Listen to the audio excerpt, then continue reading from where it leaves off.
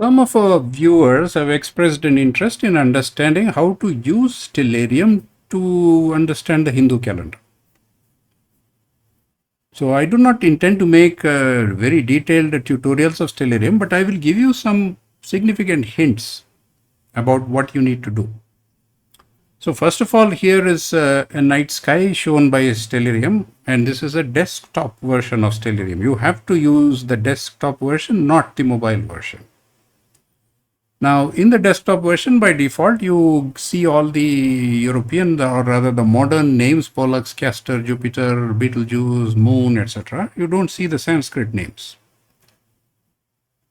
So the way you start seeing the Sanskrit, the Hindu names of all the grahas and the nakshatras is to go to the sky and viewing options. And there is something called sky culture there, which usually will be set to modern. You change that to Indian Vedic. First step. The moment you do this, you see all the names changed now. You have Aditi, Diti, Guru, Chandra, Ardra. You get the Sanskrit names for all of them. Not for all the stars, but for whichever stars had been named in ancient times. The second thing I will show you is how do you turn on the Nakshatra Mandala and the Rashi Mandala. Same thing, you go back again to sky and viewing options.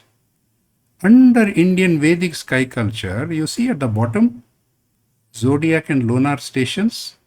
That's where the magic lies. You turn on the Zodiac and you make sure you are set to transliteration here. There are multiple options. And you see immediately the Rashi Mandala comes up. Okay, I'll zoom out a little bit so you have Mesha, Vrishabha, Mithuna, Karkata, Simha.